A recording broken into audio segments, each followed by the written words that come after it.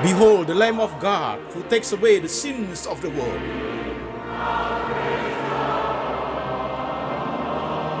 Jesus said, I am the way, the truth, and the life. No one comes to the Father but by me.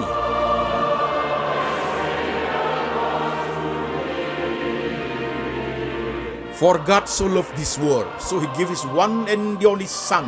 Whoever believes in him shall not perish, but have eternal life. Shalom, saudara-saudara sekalian, saya Pendeta Antoni Chang.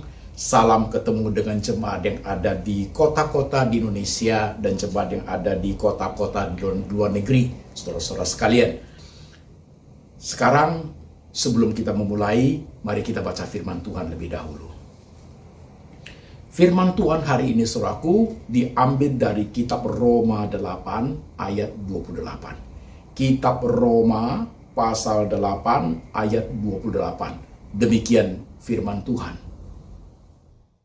Kita tahu sekarang bahwa Allah turut bekerja dalam segala sesuatu untuk mendatangkan kebaikan bagi mereka yang mengasihi Dia, yaitu bagi mereka yang terpanggil sesuai dengan rencana Allah. Saudara-saudara sekalian, sebelum kita masuk pembahasan, mari kita berdoa lebih dahulu. Tuhan, kami sudah membaca firman-Mu, Roh Tuhan bekerja, menerjemahkan firman itu ke dalam bahasa yang boleh kami mengerti. Pakai hamba-Mu di dalam keterbatasannya untuk menyampaikan firman Tuhan sesederhana mungkin ke dalam bahasa yang simple, supaya jemaat dari segala kalangan, segala lapisan jemaat, baik di Indonesia maupun di kota di luar negeri, boleh menerima firman, mengerti firman dengan baik. Tuhan, beri kami hati seorang murid ketika firman itu diberitakan, kami mengerti maksud dan rencana Tuhan dalam setiap hidup kami. Tuhan, tolong kami, Roh Tuhan bekerja. Kami siap menerima sabda Tuhan. Dalam nama Tuhan Yesus kami berdoa. Amin. Saudara-saudara sekalian, temanya adalah ketika Tuhan tidak seperti yang aku harapkan, tentang grief and loss. Part 1, saudaraku, bagian pertama, saudaraku ya.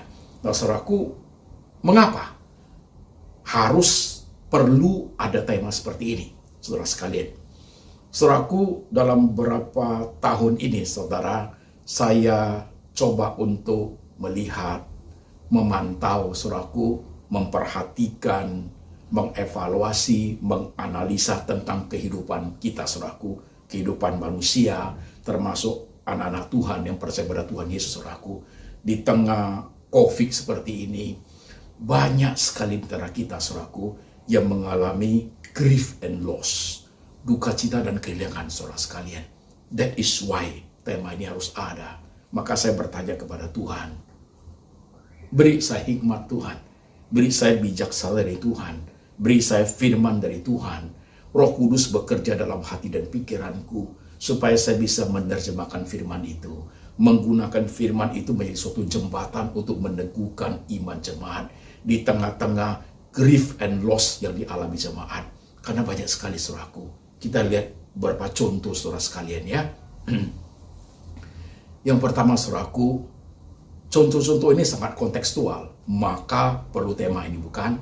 Yang satu, ada yang kehilangan anaknya, saudaraku, ya. Kehilangan papanya, kehilangan mertua, kehilangan cici, ya, kehilangan adik, kehilangan paman, kehilangan teman-teman baiknya karena masalah COVID, saudaraku, meninggal, saudaraku, sehingga menimbulkan grief and loss yang amat dalam, saudaraku.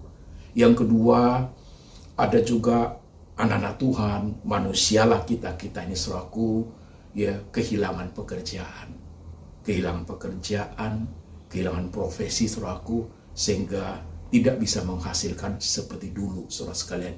Itu pasti grief and loss-nya luar biasa, karena merasa tidak bisa membiayai keluarga, tidak mencukupi lagi kehidupan, saudaraku. Poin ketiga, bisa saja juga di antara kita yang mengalami penyakit, saudaraku, penyakit yang kronis, saudara sekalian, penyakit yang sudah lama menahun di dalam tubuh kita, tak kunjung-kunjung sembuh, saudaraku. Bahkan makin lama kelihatannya makin memprihatinkan. Jadi duka cita itu, ya, merasa kehilangan kesehatan yang dulu itu sangat terasa, saudaraku. Yang keempat, kehilangan harga diri, saudara sekalian.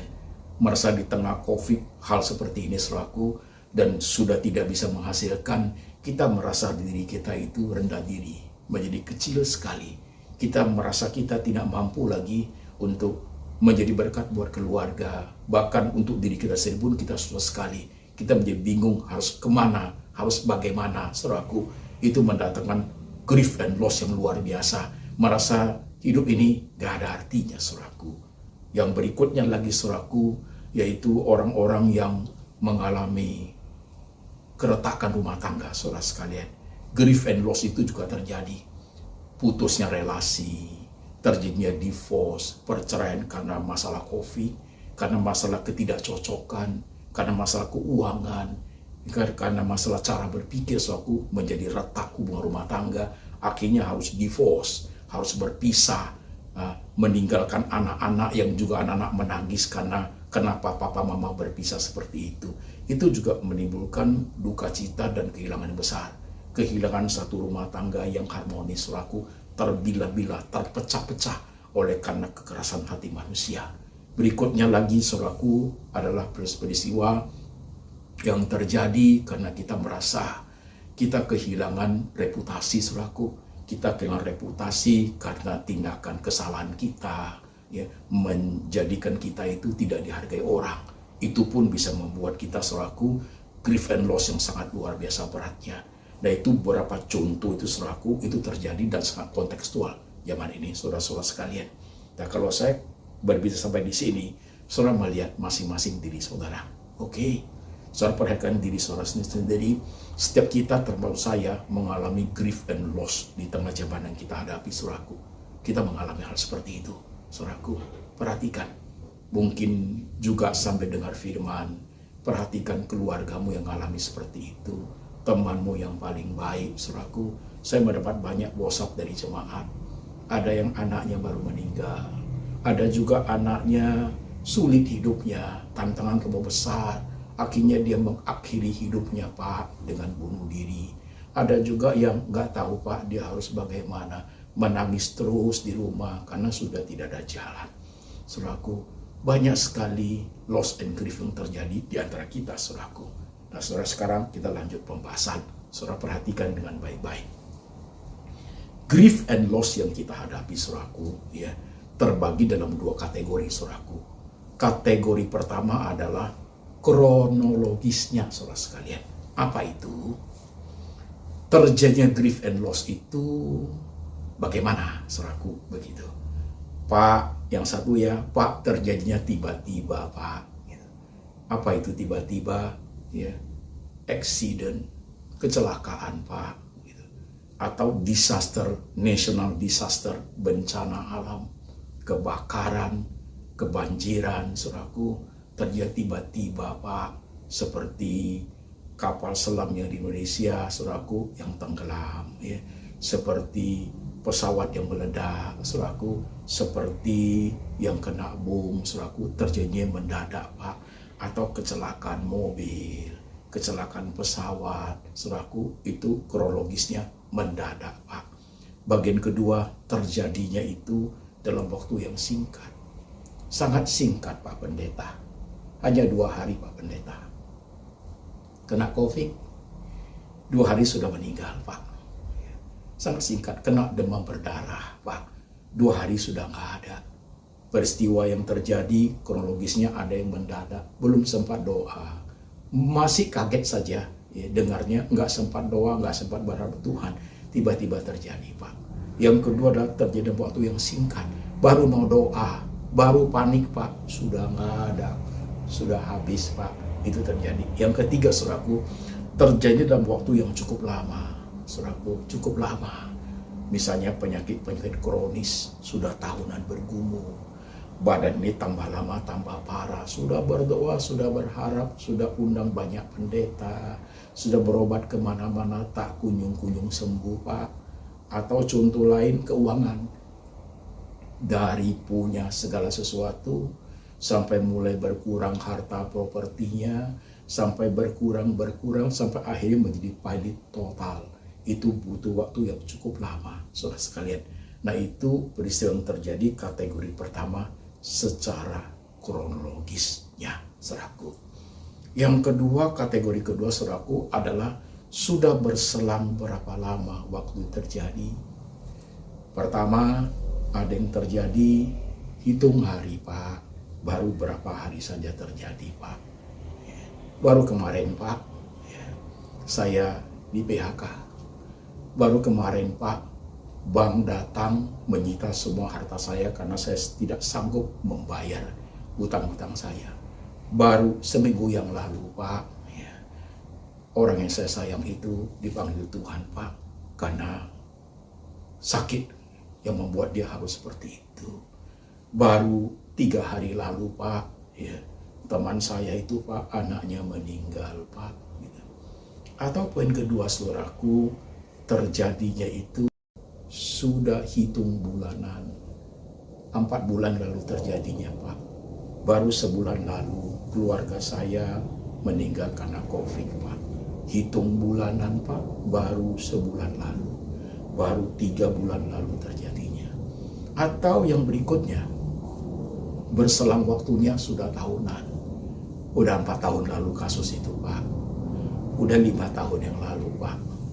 Peristiwa itu terjadi sudah 8 tahun lalu, saya di PHK sampai hari ini. Peristiwa itu terjadi 9 tahun yang lalu, Pak. Saya kehilangan mama. Karena mama kondisinya sudah tak tertolong.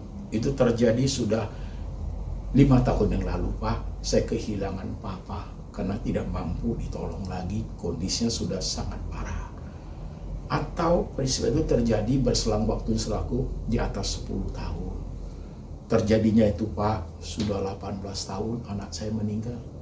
Terjadi itu, Pak, sudah 25 tahun waktu anak saya umur masih muda sekali meninggal.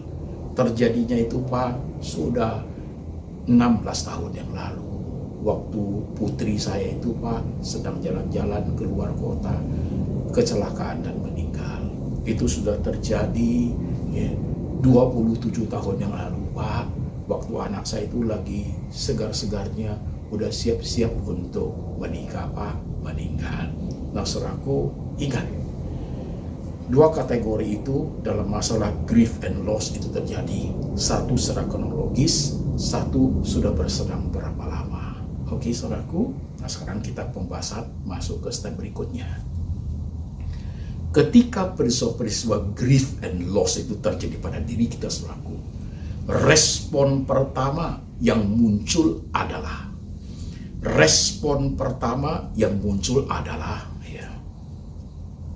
asking why kepada Tuhan. Yang kedua, blaming God kepada Tuhan.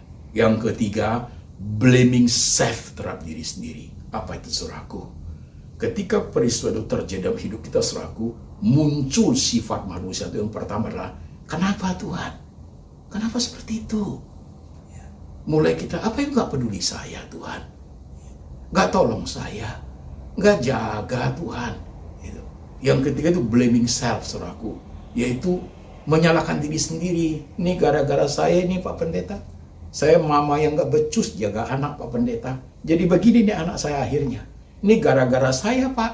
Saya hambur-hamburkan uang saya, Pak. Jadi anak saya terlantar sehingga terjadi depresi dan dia bunuh diri. Ini gara-gara kami keluarga nih, Pak. Suami istri nggak harmonis sehingga anak menjadi cari tempat pelarian keluar, sehingga bergaul dengan orang jahat dan hari menjadikan mereka itu harus ada di penjara karena masalah narkoba. Ini karena blaming self. Ini karena kami ini karena saya ini, Pak. Ini karena kerusakan saya ini karena dosa saya ini, Pak. Jadi, saudaraku, ketika grief and loss terjadi, 3 poin itu duluan muncul. Tanya kenapa Tuhan ini terjadi. Yang kedua, kenapa kamu biarkan itu terjadi? Yang ketiga, gara-gara saya ini. Saudaraku, ini tidak bisa dihindari. Semua manusia akan bergerak ke arah situ. Mau manusia siapapun, pendeta sekalipun, saudaraku, nabi sekalipun, rasul sekalipun, waktu saudara baca di Alkitab, coba teliti. Daud pun seperti itu. Kenapa Tuhan Aku hidup suci, ya, aku membersihkan tanganku tapi aku kena tulah. Kan gitu saudaraku kan. Coba saudara lihat tokoh-tokohnya saudaraku. Di Alkitab begitu. Ya, itu the first response dari human itu adalah asking why, blaming God, blaming self. Tapi saudaraku, dengarkan khotbah ini baik-baik. Itu terjadi dalam hal yang normal dalam hidup kita, tapi tidak boleh berselang lama, saudaraku. Kalau itu berselang lama, kita akan hanyut di situ, saudaraku, saudara tidak pernah akan bangkit lagi. Dia harus stop dalam waktu yang singkat, saudaraku. Harus stop. Nah, sampai poin ini, jemaat dengarin, yang you mengalami grief and loss. Kalau kamu dalam posisi seperti itu, you harus stop. Kalau tidak stop, tidak ada pertolongan buat kita. Oke? Ya. Stop blaming God. Stop asking why. Ya. Stop blaming self. Oke? Nah, kalau itu bisa stop, saudaraku, baru saya mau masuk ke pembahasan 4 kotak, 4 poin di part 1 ini, saudaraku. Kotak pertama adalah poin pertama, yaitu stop asking why to God. Berhenti bertanya kenapa kepada Tuhan. Kenapa saya berhenti, Pak? Kalau kamu bertanya seperti kenapa Tuhan, seolah-olah, saudara ingat, 4 kotak ini akan dipertaruhkan. Saudara punya Christian worldview, cara berpikir Kristiani saudara. You punya faith in Christ, iman saudara kepada Kristus, and you punya intimacy with God, kedekatan Tuhan. Itu dipertaruhkan di 4 kotak ini, saudaraku. Stop asking why, kenapa, saudaraku. Kalau kita terus bertanya mengapa, seolah-olah pemahaman kita tentang Tuhan itu sangat minim, saudaraku. Seolah Tuhan gak tahu, sepertinya Tuhan jadi kaget. Oh iya ya, saya gak tahu loh itu terjadi sama kamu. Masa? Apakah Tuhan seperti itu, saudaraku? Yuk gak usah tanya why, saudaraku. Stop asking why. Karena kenapa? Tuhan adalah di ayat yang kita baca di Roma 8:28. All things work together. Kita tahu sekarang bahwa Tuhan bekerja di dalam segala sesuatu untuk mendatangkan kebaikan. Tuhan bekerja di dalam segala sesuatu. Tidak ada bagian dari hidup ini, baik grief maupun loss, baik maupun joy and blessing, saudaraku, yang Tuhan tidak ada di situ. Tuhan ada di semua sudut, semua dimensi kehidupan. Tuhan ada di semua dimensi waktu. Tuhan ada di semua dimensi tempat. Karena Tuhan itu maha ada, maha hadir. Saudara sekalian, maha kuasa, maha tahu. Stop asking why, saudaraku. Gak perlu Tuhan digurui, gak perlu Tuhan diajari, gak perlu Tuhan diingatkan, gak perlu Tuhan diwanti-wanti, seolah Tuhan itu lupa, saudaraku. Itu tidak perlu bagi orang percaya, saudaraku. Oke? Karena Tuhan turut bekerja di dalam segala sesuatu untuk mendatangkan kebaikan. Dia kerja di semua aspek hidupnya, saudaraku. Jikalau jemaat bisa masuk ke bagian kotak pertama ini, stop asking why, masa engkau akan masuk ke kotak kedua. Kotak kedua itulah stop blaming God, saudaraku. Ya. Kalau why sudah berhenti, tidak akan tanya lagi, saudaraku. Saudara akan bisa berhenti menyalahkan Tuhan. Karena menyalahkan Tuhan itu terjadi, saudaraku. Stop. Ya. Tuhan, kenapa you tidak peduli saya? Ya. Kenapa you peduli dia? Kenapa ini harus terjadi pada saya? Kenapa saya, Tuhan? Apa kamu tidak perhatikan saya? Kok tidak jaga saya, Tuhan? Jaga sayalah, Tuhan. Saya menyembah Engkau sekian lama. Semua harta saya pakai untuk melayani Engkau. Bahkan hidup saya pertaruhkan untuk Engkau. Untuk hal demikian, you tidak jaga. Kenapa kamu, Tuhan, seperti itu terhadap saya? Kenapa you pilih kasih? Itu blaming God, saudaraku. Seolah-olah Tuhan itu nggak peduli kita. Seolah-olah Tuhan itu pilih kasih, saudaraku. Di kotak kedua ini hati-hati. Saudara akan berkata loh biasanya, ya, dulu sebelum percaya Tuhan Yesus saya punya segala-galanya, Pak. Saya kaya raya. Setelah percaya Tuhan Yesus saya persembahkan harta saya. Mana? Bangun gereja. Bangun apa? Saya pelayani. Tapi hari ini, Pak, saya habis segala-galanya, Pak. Sembahyang Tuhan Yesus, percaya Tuhan Yesus membuat saya tidak punya apa-apa lagi. Untuk apa? Tuhan apa ini, Pak? Tuhan apa yang saya sembahyang ini? Itu blaming God, saudaraku. Hati-hati. Hal ini akan terjadi Ketika saudara tidak memahami, you punya Christian worldview tidak baik, saudaraku, kamu akan menjadikan Tuhan di sasaran tembak you. You akan terus salahkan dia, you akan terus menyalahkan dia, saudaraku. Hati-hati dalam hidup ini. Saya berhenti sebentar di poin kedua ini, saudaraku. Kalau engkau adalah jemaat yang ada di poin pertama, sampai hari ini, dalam kamarmu ingat peristiwa grief and loss, terus kenapa kau kehilangan tentang Tuhan, saudaraku? Pasti. Atau engkau jemaat yang ada di kota 2, saudaraku, terus menyalahkan Tuhan.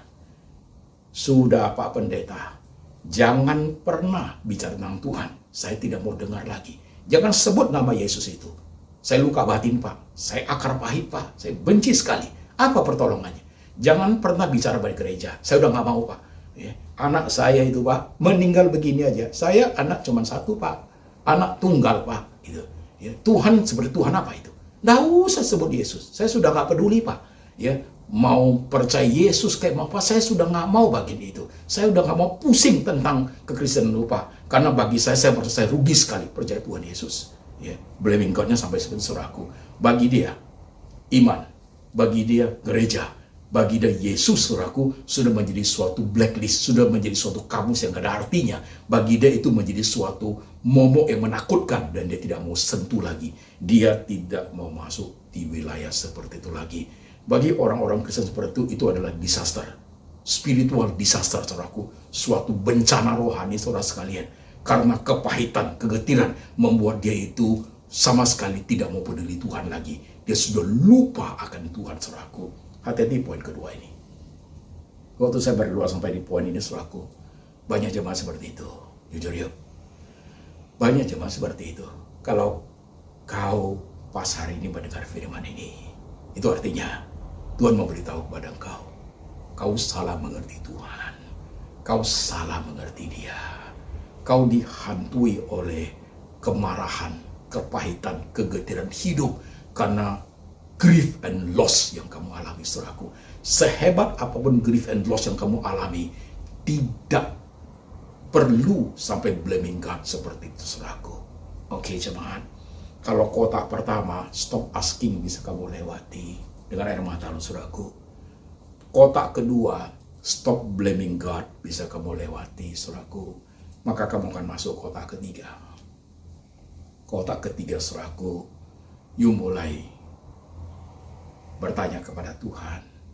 Then, what should I do, Lord? Lalu, setelah peristiwa grief and loss ini terjadi kepada saya, apa yang harus saya lakukan, Tuhan? Nah, kotak ketiga bagus.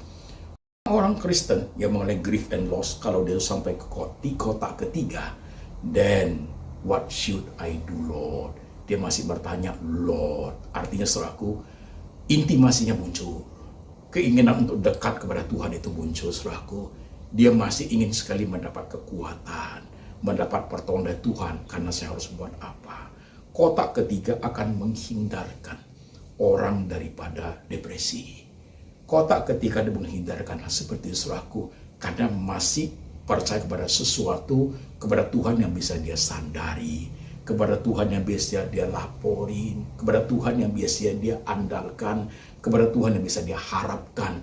Then, what should I do, Lord? Suatu pertanyaan sifatnya progresif, yaitu tidak pasif, duduk diam, nangis terus. Tidak lagi berani bangkit dari kepahitan, bangkit dari kemelut, bangkit dari awan gelap, tapi bertanya kepada Tuhan, kalau sudah seperti ini peristiwanya, saya harus buat apa, Tuhan? Karena kalau saya terus meratap seperti itu, ya tidak menjadikan apa-apa. Saudara ingat,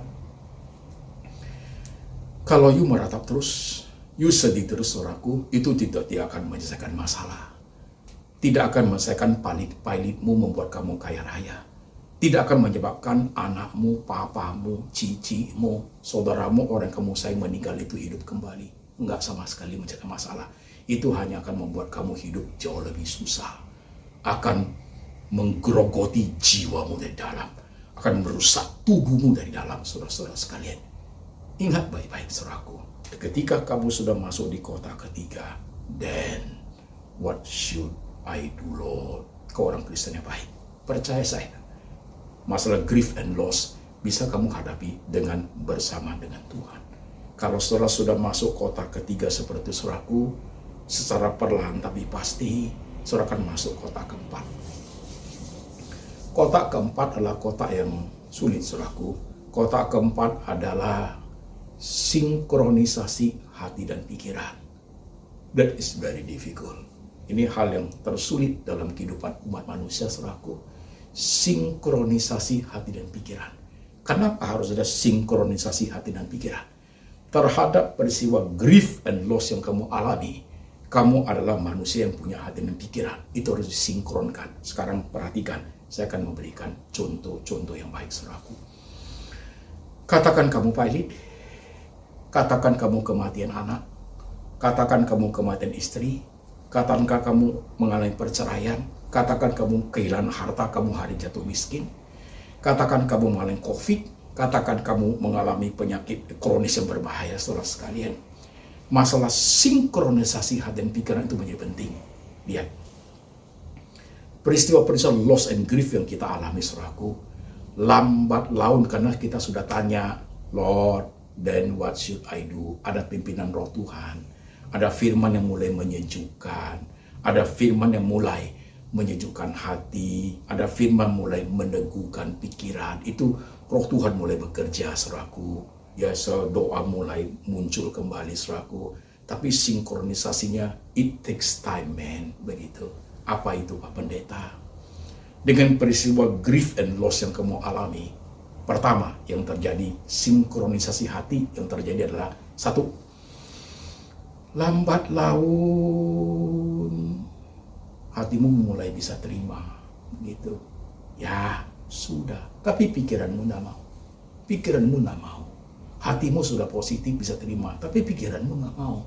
Nggak bisa. Kenapa saya? Nggak bisa, Pak Pendeta. Itu anak cuma satu kok. Why me? Kalau asal hari ini saya punya anak 10, oke lah. Ya. Nggak bisa, Pak Pendeta. Itu harta itu saya perjuangkan dari saya muda loh, Pak. Saya kerja setengah mati, hari ini habis begitu aja. Nggak bisa. You punya hati sudah mau accept, tapi you punya pikiran nggak mau. You punya pikiran reject, saudaraku. Nah, it takes time. Sebaliknya, dalam berjalan proses waktu itu, you punya pikiran sudah mau bisa terima. Pikiranmu diperbarui firman Tuhan. Ya iyalah, dia sudah nggak ada kok, udah meninggal. Apalagi yang harus tangisi? Saya sudah tangis begitu lama. Ya udah, dia juga udah bersama dengan Tuhan. Pikiranmu mulai bisa terima. Hatimu nggak mau. Hatimu berkata, "Nggak bisa. Nggak bisa. Saya masih sakit. Nggak bisa. Saya masih getir. Nggak bisa. Akar pahitnya masih ada. Nggak bisa. Saya tidak bisa terima." Itu yang terjadi, saudaraku. Sinkronisasi hati dan pikiran itu dia bergerak itu, saudaraku, luar biasa kemelut dalam hati kita. Nah, di situ blaming self-nya bisa muncul, saudaraku. Gara-gara saya ini, hatimu menuduh pikiran, pikiranmu menuduh hati, dua-duanya itu menuduh badanmu. Bisa seperti itu, saudaraku, bisa terjadi. Nah itu, kalau susah seperti itu, kasihan. Kalau sinkronisasi tidak terjadi, saudaraku, tiap hari kamu meratap, menangis. How long? Sudah berapa lama berselang? Sudah menangis 10 tahun, itu mata jadi rusak, saudaraku. Ya, retina matanya rusak karena tidak ada gunanya kamu menangis seperti itu. Kamu terus dalam kamar berkukung, depresi, saudaraku. Buat apa? Karena tidak terjadi sinkronisasi hati dan pikiran. Asal ngomongnya masih sakit di sini, Pak. Asal ngomongnya pikiran saya tidak bisa terima. Asal ngomongnya saya tidak bisa, Pak. Saya masih terus teringat, Pak. Gitu. Masih keingat, Pak. Masih tak bisa, Pak. Itu sinkronisasinya itu terjadi. Terus dia swing antara hati dan pikiran. Terus swing, saudaraku. Nah, kalau saudara ada di bagian itu, saudara harus bergumul. Usahakan mencapai sinkronisasi. Jujur yuk, itu tidak bisa terjadi kalau kita mengandalkan diri kita sendiri. Nggak mampu. Manusia tidak sekuat itu, saudaraku. Manusia tidak sekuat itu. Maka banyak yang gagal, akhirnya dia bunuh diri. Banyak yang gagal menjadi gila, saudaraku. Banyak yang gagal menjadi mengurung diri, nggak mau bertemu dengan siapapun. Banyak yang gagal menjadi matanya kosong, saudaraku. Tidak ada cahayanya.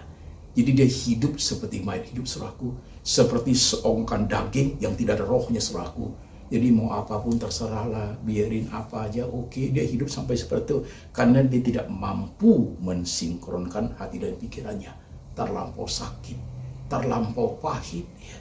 Terlampau capek ini pikiran jebol, saudaraku. Hati pun menjadi tawar getir, saudaraku. Depression muncul, saudaraku. Dan kalau kita bisa sinkronisasikan hati dan pikiran, perlahan tapi pasti akan masuk ke bagian part 2 nanti yang kita bahas minggu depan lagi, saudaraku. Nah, sekarang saya kasih contoh, saudara sekalian. Saya adalah pendeta yang juga mengalami grief and loss, saudaraku. Dulu saya adalah orang yang depression, saudaraku. Depresi yang sangat kuat, saudaraku. Jiwanya terpecah-pecah. Duduk salah, tidur salah, saudaraku, ya. Berdiri salah, malam tidak bisa tidur, tutup mata salah. Orang kalau masuk penjara, saudaraku, masih sehat, masih hidup dia. Tapi kalau depression, saudaraku, anytime, any place, gelisah terus, mana yang bisa hidup, saudaraku. Saya sampai ada di bagian seperti itu, saudaraku, sulit sekali. Nah, di bagian kedua, setelah Tuhan sembuhkan saya dari depression, saudaraku, saya masuk ke dunia orang percaya, dunia orang Kristen. Kemudian saya kerja, kemudian saya masuk sekolah pendeta. Setelah masuk sekolah pendeta, saya menikah, saudaraku. Anak saya yang pertama 9 bulan, 2 hari akan dilahirkan, saudaraku, meninggal dalam perut, saudaraku. Itu grief and loss yang luar biasa. Tidak gampang menerima seperti itu, tapi saya belajar menerima seperti itu, saudaraku. Nah, kemudian ketika saya melayani Tuhan, sampai masa saya mengalami serangan jantung di Penang, saudaraku, itu grief and loss muncul lagi, saudara sekalian. Saya kehilangan kesekaran jantung, pada saya butuh tenaga untuk khotbah, saudara sekalian. Di situ saya bergumul berat. Saya coba mensinkronkan hati dan pikiran saya. Saya stop asking why, stop blaming God. Tuhan, kalau jantung sebegini, what should I do, Lord? Nah, sampai kepada hari ini, saudaraku, saya sudah ada di Singapura hari ke-24, saudaraku. Saya sudah lewatin pasca karantina hotel 14 hari, saya sudah 10 hari lepas karantina. Sekarang saya stay di hotel karena saya tidak boleh pulang dulu. Setelah operasi, retinanya masih bengkak. Kalau saya langsung pulang ke Jakarta, di dalam pesawat ada tekanannya, nanti mata saya bleeding lagi, berdarah lagi, saudaraku.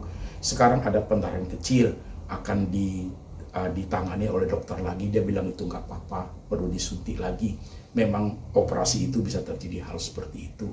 Nah, saudara-saudara sekalian, pada masa mengalami kerusakan retina mata, grief and loss itu muncul, saudaraku. Waktu masih di Jakarta, dokter Jakarta bilang sudah nggak bisa, mereka nggak mampu operasi. Saya mengalami grief and loss yang luar biasa, saudaraku. Grief and loss yang saya alami pertama, mata kanan sudah buta, saudaraku. Saya kehilangan penglihatan mata kanan.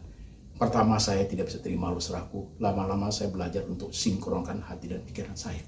Kedua, saudaraku, karena mata kiri juga mulai mengalami hal yang sama.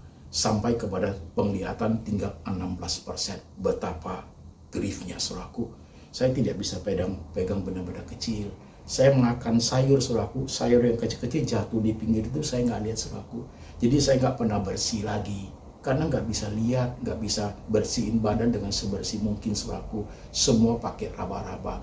Sangat grief dan sangat loss, saudaraku. Seperti itu. Tapi saya coba bertanya, Tuhan, kalau sudah kondisi ini, then what should I do, Lord? Waktu saya tanya begitu, Tuhan kasih way out, saudaraku. Singapura, Dr. Yu, Dr. Ong Sik Guan menjadi solusi dari Tuhan. Maka hari ini penglihatan saya mulai lebih baik dan lebih baik, saudaraku. Sudah mencapai 60% penglihatannya. Di Jakarta tinggal 16%. Di sini sudah mencapai 60%. Jelas penglihatannya, saudaraku. Waktu mengalami seperti itu, saya grief and loss, saudaraku. Saya coba sinkronkan hati dan pikiran. Pertama, pikiran saya tidak bisa terima kalau saya buta, bagaimana saya harus hidup. Ya, hati saya perlahan-lahan mulai bisa terima.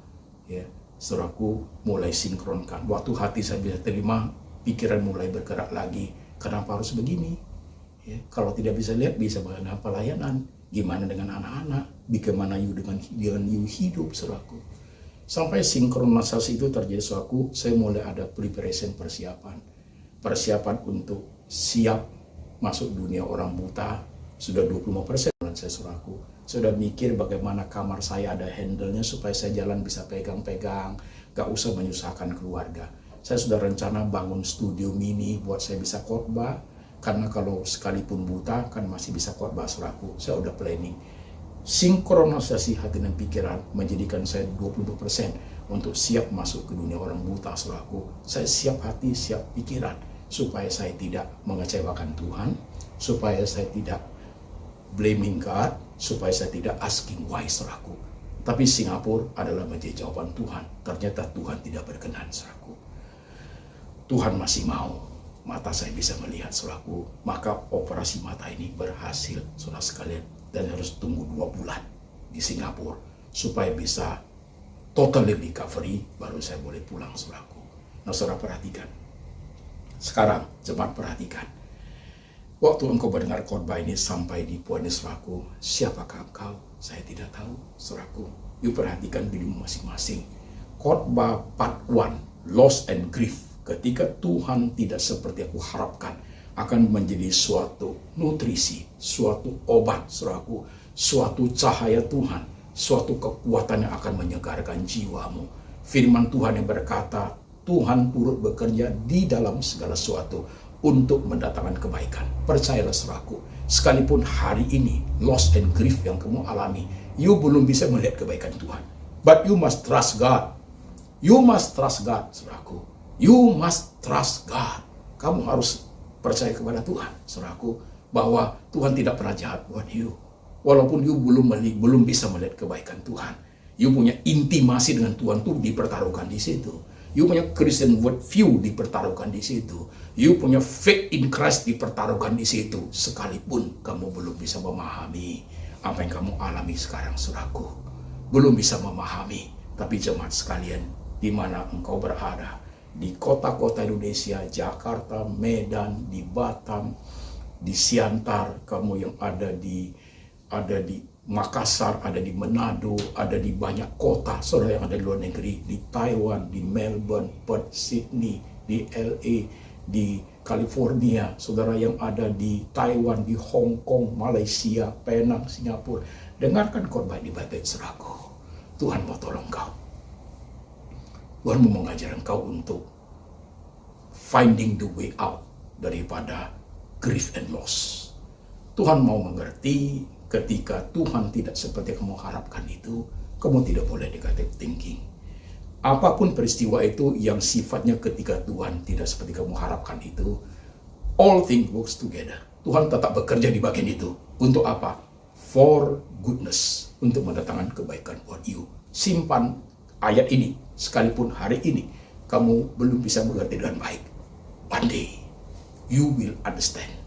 One day you will praise the Lord. Percaya saudaraku, suatu hari kau akan memuji kebesaran Tuhan.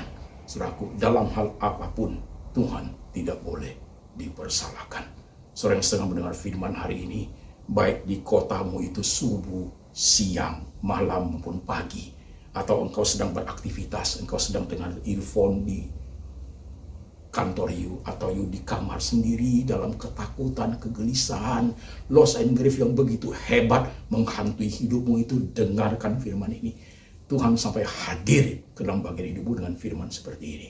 Dengan khotbah seperti saudaraku, artinya Tuhan mau sayang sama kamu. Tuhan mau give you way out. Tuhan mau pelihara.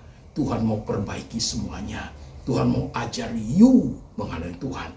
You experiencing God, sehingga you punya rohani bisa bertemu dengan baik. Saudaraku, maukah engkau bergumul seperti itu? Hapus air matamu. Jangan blaming self terus-menerus. Jangan salahin dirimu terus. Jangan salahin keluargamu, salahin istrimu, salahin anakmu, salahin diri. Dan sudah cukup. Stop doing like that. Oke, saudaraku. Jemaat, silakan mendengar firman hari ini. Sampai ketemu di part 2, grief and loss. Mari kita tundukkan kepala, kita berdoa sebentar. Saudara-saudara sekalian, kau tunggu sebentar ya. Saya tidak tahu engkau siapa yang mendengar khotbah hari ini. Tapi yang saya tahu, yang saya percaya adalah Tuhan hadir dalam hidupmu saat ini. Tuhan ingin mengajar engkau sesuatu. Tuhan mau mengatakan, Tuhan itu sayang engkau selama-lamanya. Tuhan ingin mengatakan, bulu yang terkulai tidak dia patahkan. Tuhan ingin mengatakan pada saat engkau sudah jatuh, tidak jatuh sampai tergeletak. Tuhan ingin mengatakan sehelai rambutmu jatuh pun Tuhan tahu. Tuhan ingin mengatakan bahwa engkau biji mata Tuhan sangat berharga bagi Tuhan itu sendiri. Jemaat sekalian, silakan berdoa 1 menit. Utarakan semua grief and loss yang kamu alami. Mungkin itu sudah 10 tahun yang lalu, 17 tahun lalu, 25 tahun yang lalu, 50 tahun lalu, atau baru 2 hari yang lalu, Pak. Bulan lalu, Pak, bulan April, Pak. Bulan Januari tahun ini terjadi, Pak. Kau berdoa sendiri, bangkit dari keterpurukan, pahit getirnya hidup suraku. Grief and loss itu bisa ditangani dengan firman Tuhan. Roh Kudus ada dalam dirimu, meneguhkan engkau. Tuhan, hamba berdoa untuk jemaat. Di tengah hiruk pikuknya kehidupan, di tengah banyak peristiwa yang tidak diharapkan, di tengah grief and loss yang dialami, kecenderungan kami adalah mulai tanya kepada Engkau, why? Tapi Tuhan, lewat firman hari ini, Tuhan beri kami hati seorang murid, tabah, tekun, taat menjalaninya, supaya mata kami boleh melihat kebesaran Tuhan. Hamba berdoa untuk setiap jemaat yang ada di kota manapun, di tengah runtuhnya air mata, di tengah porak-porandanya hati, di tengah gundah gulana jiwa, di tengah ketidakberdayaan, seperti tersulut, di tengah ketidakmampuan untuk bangkit dari keterpurukan, dari bangkit kesulitan yang menghimpit hidup. Firman ini bekerja, kuasa Tuhan turun atas mereka, roh Tuhan menaungi mereka, roh Tuhan memimpin hati dan pikiran mereka, roh Tuhan memberikan kedekatan dengan Tuhan sehingga mereka melihat di tengah apapun kondisinya, Tuhan tetap bekerja, turut bekerja dalam segala sesuatu untuk menang kebaikan bagi setiap kami yang terpanggil sesuai dengan rencana Tuhan, bagi setiap kami yang dikasihi, bagi setiap kami yang Tuhan sudah mati menebus dosa kami di atas kayu salib. Kiranya tangan-Mu Tuhan Yesus diletakkan di atas kepala jemaat. Kiranya tangan-Mu Tuhan Yesus diletakkan di hati jemaat untuk meneguhkan mereka, memberikan damai sejahtera, memberikan kesuburan rohani di tengah dunia yang hidup pikuk ini. Hamba berdoa untuk mereka, Tuhan, turunkan anugerah-Mu, hikmat, kuasa, kasih, penyertaan buat mereka, Tuhan. Terima kasih Tuhan Yesus. Kasih karunia daripada Allah Bapa di sorga turun atas jemaat. Kekuatan, penghiburan dari roh Tuhan selalu meneguhkan iman jemaat. Dan Tuhan Yesus, Allah yang menyertai, gembala yang baik, menyertai jemaat sampai selama-lamanya. Dengar kami berdoa Tuhan, dalam nama Tuhan Yesus kami berdoa. Amin.